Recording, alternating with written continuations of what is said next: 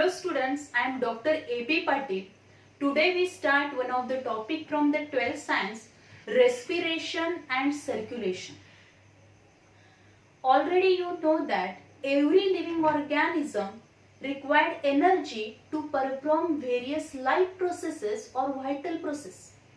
If you differentiate between the living organism and non-living things, the living organism various vital processes or biochemical reactions which are takes place, and these vital processes or life processes, to carry out these vital processes, life processes like digestion, excretion, reproduction, respiration, all these life processes which are takes place in the living organism.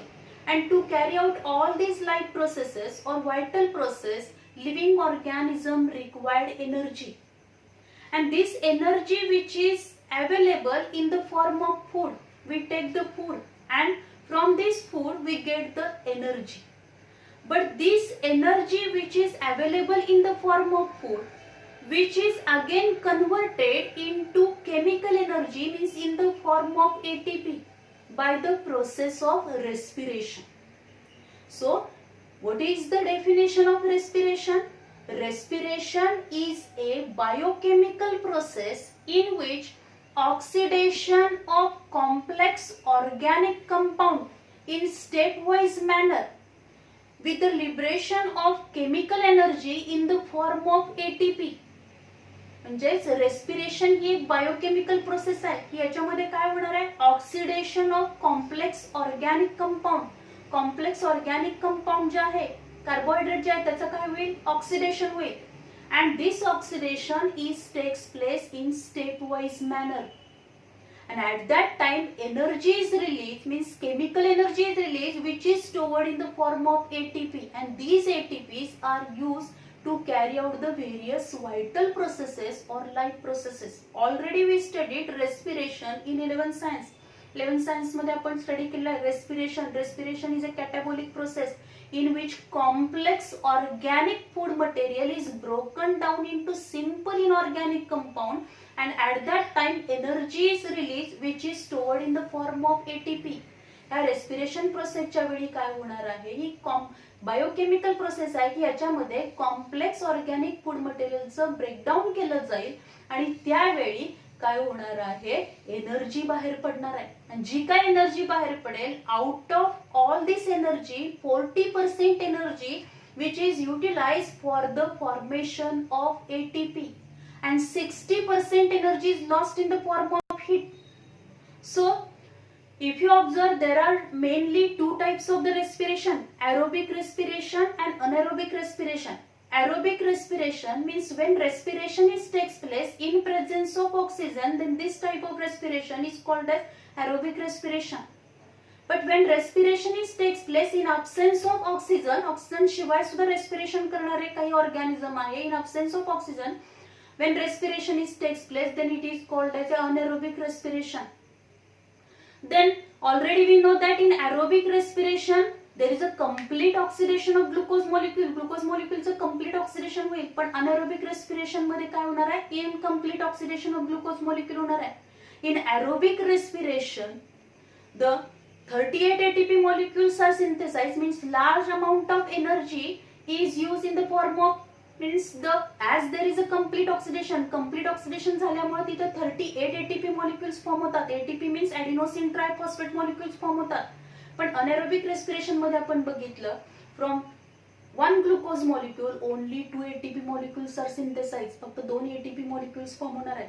जर आपण aerobic रेस्पिरेशनचं equation बघितलं तर C6H12O6 in presence of oxygen, that is 6O2, it gives 6 CO2 plus 6 H2 and 38 ATP molecules are formed, means 40% energy which is used for the formation of ATP. means energy जी काय बाहेर पडणार आहे त्या energy मधली 40% energy ही कशासाठी वापरली जाणार आहे, ATP फॉर्मेशन साठी वापरली जाणार आहे. आणि ते ATP स्टोअर करून ठेवले जाणार आहे मायटोकॉन्ड्रियामध्ये. आपण मायटोकॉन्ड्रियाला storage house of the energy म्हणतो, power house of the cell म्हणतो, की ज्याच्यामध्ये एनर्जी स्टोअर केली जाते in the form of ATP, and these ATPs are used to carry out all vital process life process म्हणजे प्रत्येक लिव्हिंग ऑर्गॅनिझम मध्ये ज्या काही सगळ्या लाईफ प्रोसेस होणार आहे त्याच्यासाठी त्याला एनर्जी लागणार आहे, ती एनर्जी ही रेस्पिरेशन या प्रोसेस मार्फत होणार आहे. त्या रेस्पिरेशन प्रोसेस मध्ये केमिकल एनर्जी जी बाहेर पडणार आहे ती एटीपीच्या फॉर्म मध्ये स्टोअर करून ठेवली जाते. आता ही जी काही रेस्पिरेशनची प्रोसेस आहे त्या एरोबिक रेस्पिरेशन मध्ये परत डायरेक्ट रेस्पिरेशन आणि इनडायरेक्ट रेस्पिरेशन असे पण त्याच्यामध्ये दोन टाईप पडतात. आता डायरेक्ट रेस्पिरेशन म्हणजे काय, डायरेक्टली कोणताही स्पेशल असा रेस्पिरेटरी ऑर्गन न डेव्हलप करता एन्व्हायरमेंट मधला जी काही एअर आहे ती त्या ऑर्गॅनिझम मध्ये जाणार आहे and then it is useful for the respiration means oxidation process साठी वापरली जाते, तेव्हा त्याला आपण डायरेक्ट रेस्पिरेशन म्हणतो. आणि इनडायरेक्ट रेस्पिरेशन मध्ये whenever there is a involvement of the different respiratory organ involve आहे, त्याचबरोबर त्याच्यामध्ये ब्लड सुद्धा इन्व्हॉल्व असणार आहे, तेव्हा त्याला आपण इनडायरेक्ट रेस्पिरेशन म्हणतो. If you observe the respiration means simply in the respiration exchange of gases can be takes place and during exchange of gases म्हणजेच काय होणार आहे, ऑक्सिजन घेतला जाईल आणि CO2 बाहेर टाकला जाणार आहे. And during this exchange of gases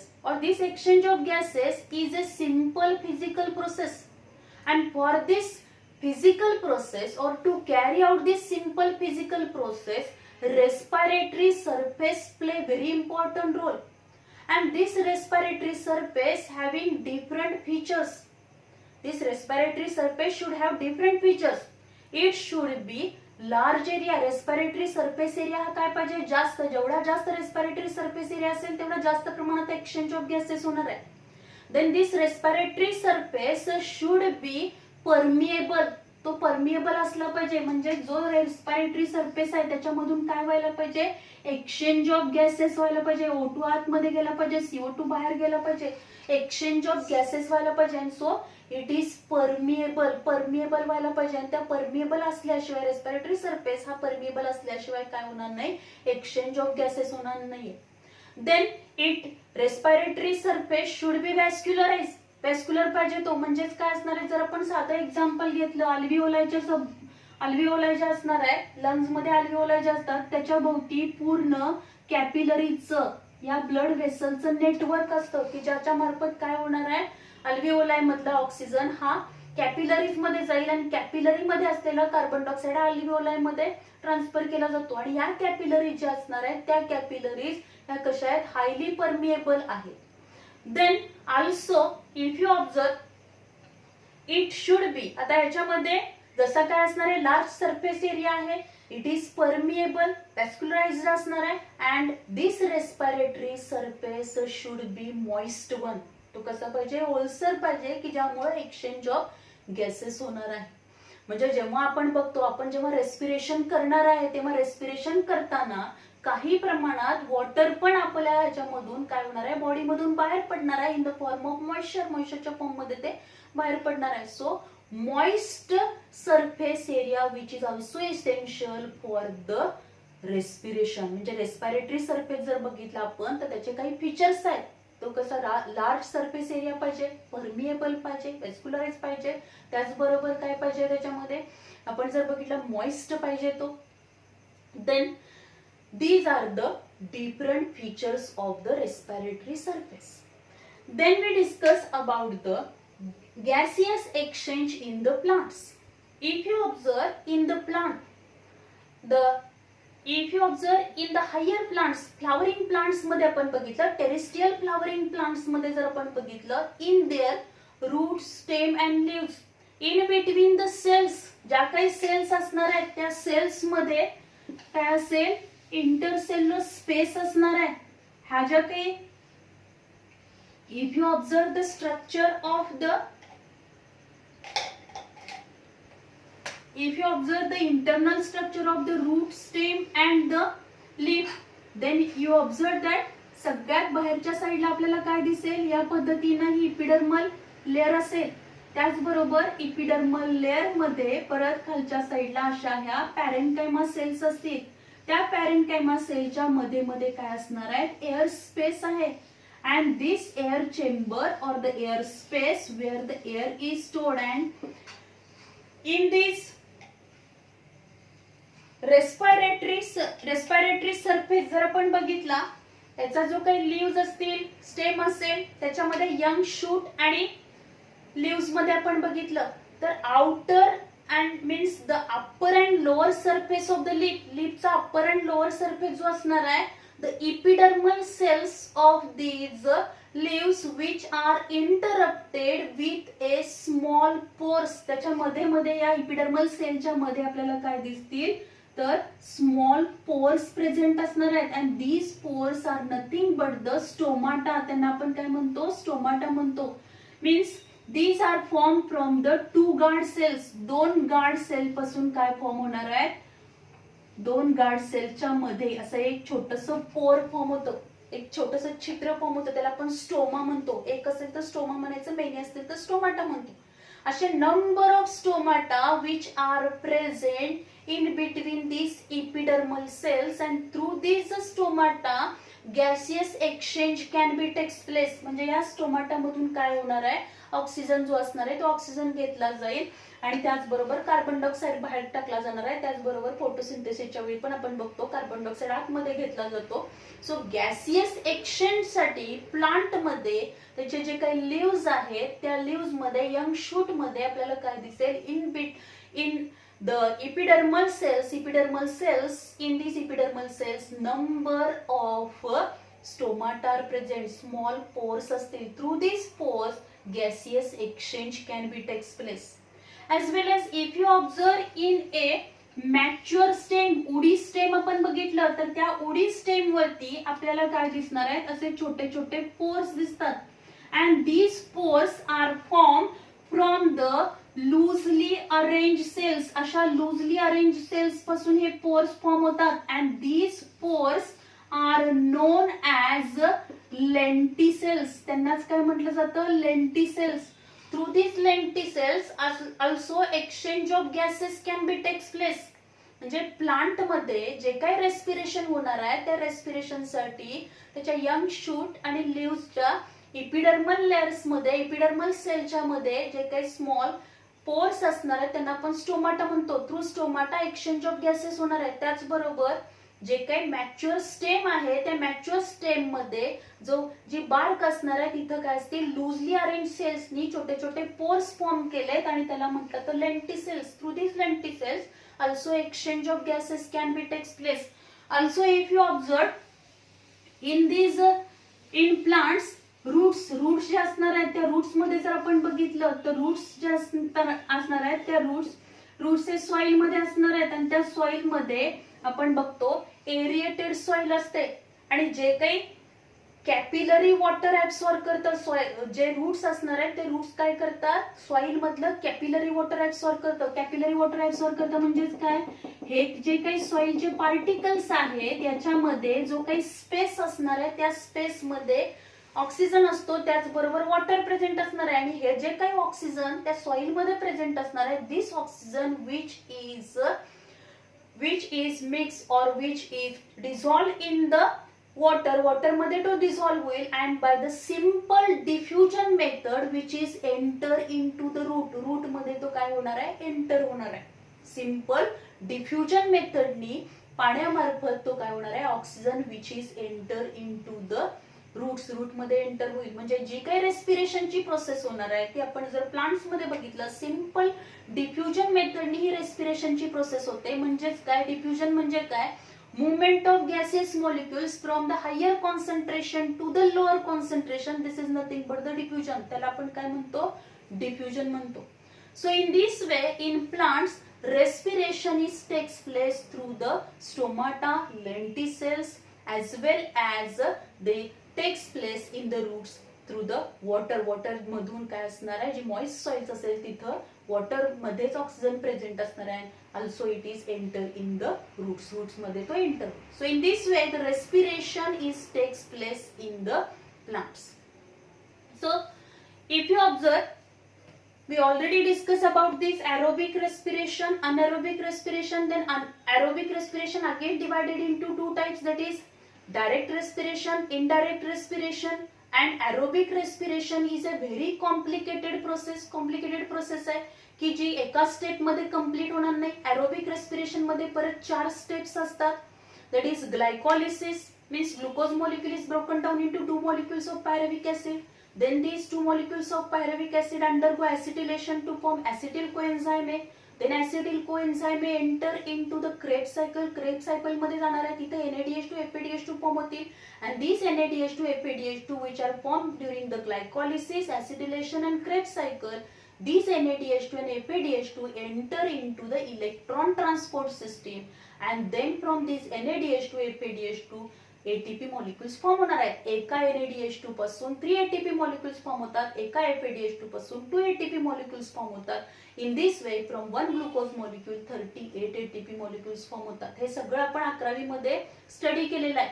त्यामुळे ॲरोबिक रेस्पिरेशन मध्ये आपल्याला माहिती आहे there is a formation of 38 ATP molecules. Then we discuss about the respiration in animals. Respiration in animals. If you observe in animals, for the respiration, some animals respiration takes place through the membranes. Then simply through it can be takes place through the body surface. But in some animals, for the respiration, respiratory organs, special respiratory organs are developed in that organisms or in that animals. त्या specific animals मध्ये specific काय होणार आहेत, respiratory organs develop होतात. and with the help of these organ, exchange of gases or this respiration processes takes place, and then there is a oxidation of glucose molecule and chemical energy is released which is stored in the form of ATP. So to carry out the cellular respiration, exchange of gases is very important. जर काय व्हायचं असेल, cellular respiration व्हायचं असेल म्हणजे ग्लुकोजचं complete oxidation व्हायचं असेल, 38 ATP molecule form व्हायचे असेल तर त्याच्या आधी काय व्हायला पाहिजे, ऑक्सिजन अवेलेबल व्हायला पाहिजे. आणि ऑक्सिजन अवेलेबल होण्यासाठी एक्सचेंज ऑफ गॅसेस होणं गरजेचं आहे. And for this exchange of gases different animals different respiratory organs are developed. So here we discuss about the respiratory organs in organisms, especially in the animals. Firstly, the protist. Protist means in protista मध्ये आपल्याला माहिती आहे paramecium, then amoeba, these are included in protist. These are the protist. In this protist, these are aquatic animals and they are unicellular one. amoebaचं structure आपण बघितलं तर या पद्धतीने युनिसेल्युलर आहे. So simply exchange of gases और respiration takes place through the plasma membrane. कशाने होणार आहे, प्लाझ्मा मेम्ब्रेनने होईल. म्हणजे या मेम्ब्रेन मार्फतच काय होणार आहे, एक्सचेंज ऑफ गॅसेस होणार आहे. कारण ॲनिमल सेल आहे, ॲनिमल सेल मध्ये सेल वॉल असत नाही, डायरेक्ट प्लाझ्मा मेम्ब्रेन असते आणि प्लाझ्मा मेम्ब्रेन मधूनच काय होईल, exchange of gases means respiration होईल. देन स्पॉन्जेस मध्ये आपण ह्याच्यामध्ये बघितलं, सायकॉन मध्ये बघितलं तर सायकॉन मध्ये आपल्याला माहितीये की त्याच्या पूर्ण बॉडीवरती पोरीफेरा, फायलम पोरीफेरा मध्ये तो येतो आणि त्याच्या बॉडीवरती छोटे छोटे पोर्स आहेत, ऑस्टिया, आणि इथं सगळ्यात अपेक्सला ऑसिक्युलम आहे. त्या ऑस्टिया मधून जेव्हा वॉटर जाणार आहे त्या वॉटर बरोबरच ऑक्सिजन काय होतो, सायकॉनच्या बॉडीमध्ये, स्पॉन्जच्या बॉडीमध्ये आतमध्ये जाईल आणि नंतर मग या ऑसिक्युलम मधून काय होणार आहे, जे काही कार्बन डायऑक्साइड आहे तो बाहेर पडेल. So in this way in sponges means phylum Porifera मध्ये जर बघितलं आपण तर काय होणार आहे, the respiration which is takes place with the help of plasma membrane. Then the in cnidarians मध्ये आपण बघितलं, सिलेंड्रेटा किंवा निडारिया मध्ये आपण बघितलं तर निडारियनचे एक्झाम्पल हायड्रा आपल्याला माहिती आहे. In this height which is also aquatic animal, हा सुद्धा एक एक्वेटिक एनिमल आहे. याच्यामध्ये रेस्पिरेटरी ऑर्गन हा कोणता असणार आहे, respiration which is takes place with the help of body surface. Body surface नीच काय होणार आहे, रेस्पिरेशन होईल.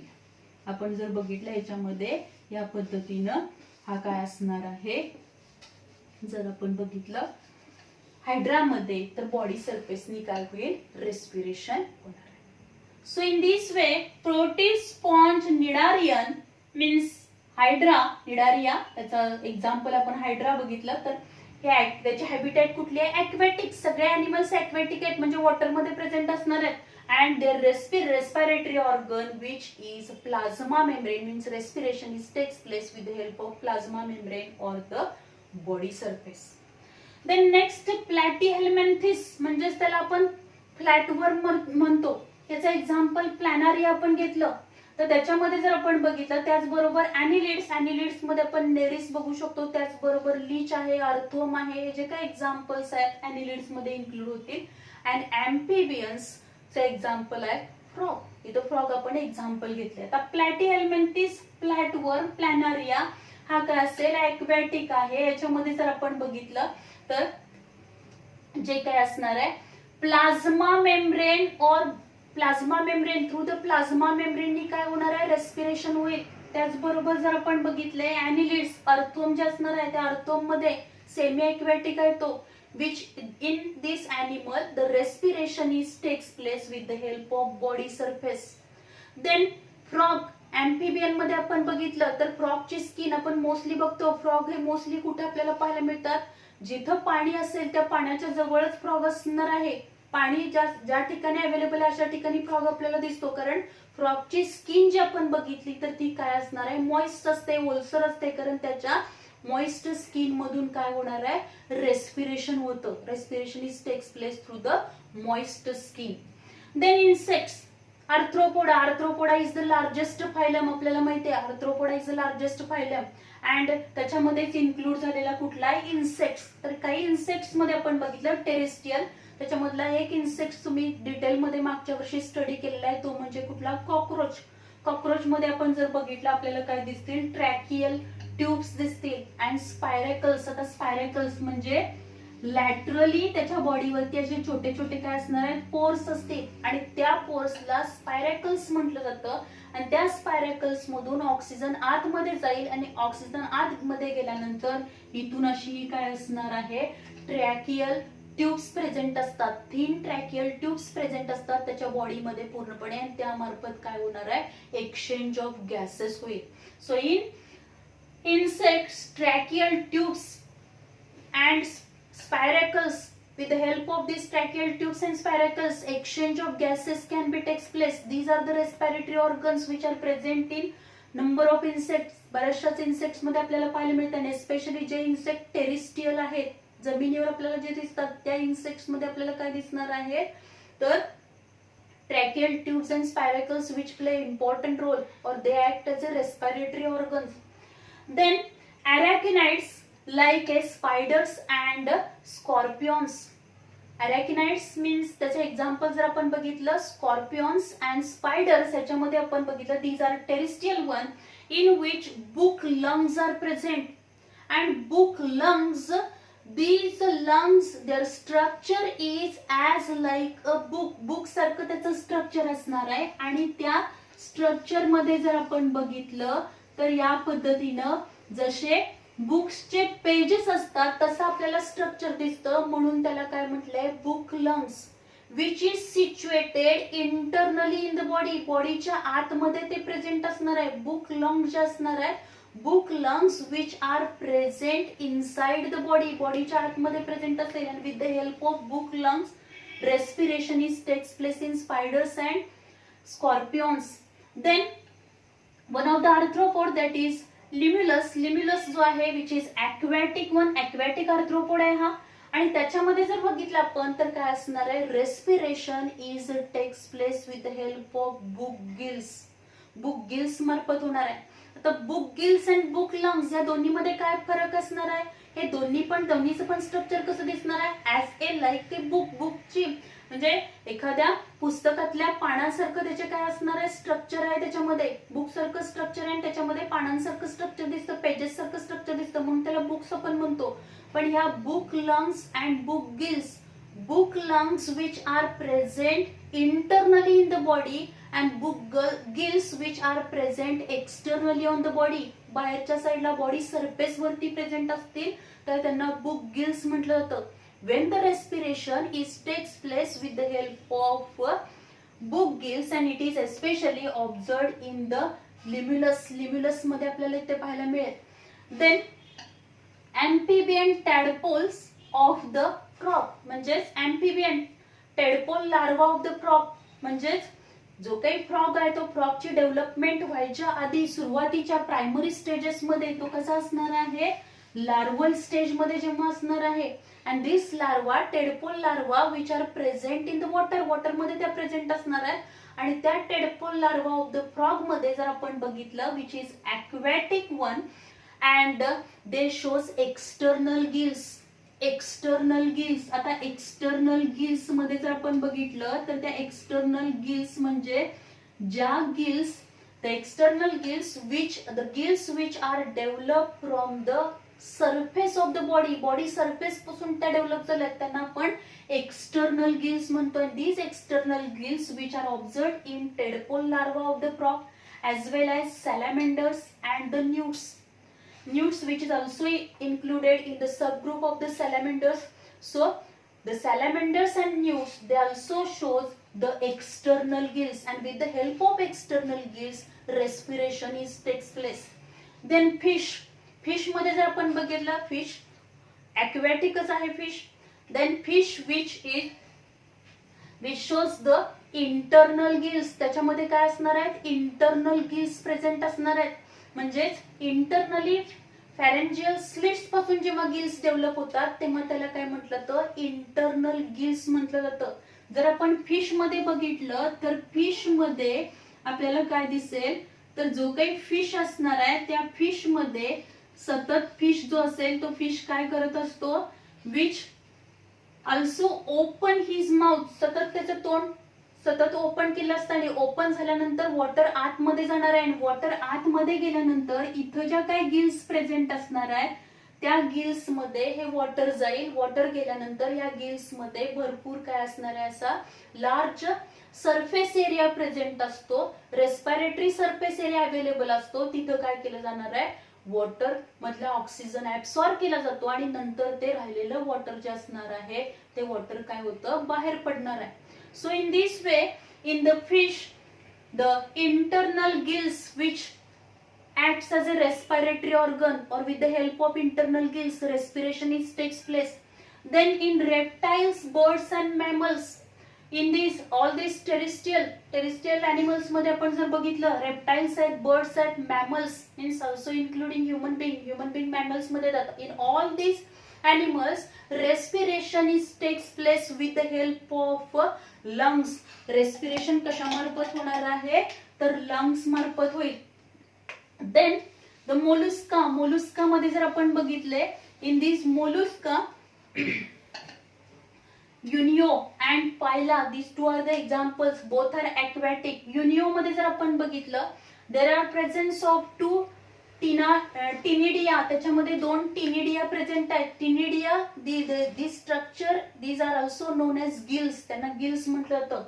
युनिओ या मोलुस्का मधल्या मेंबर मध्ये आपल्याला काय पाहायला मिळतील, टिनिडिया विच आर प्रेझेंट. पण तेच जर आपण पायला मध्ये बघितलं, ऍपल स्नेल पण त्याला म्हटलं जातं, त्याच्यामध्ये जर आपण बघितलं there is a presence of one ctenidium, एक टिनिडियम आहे.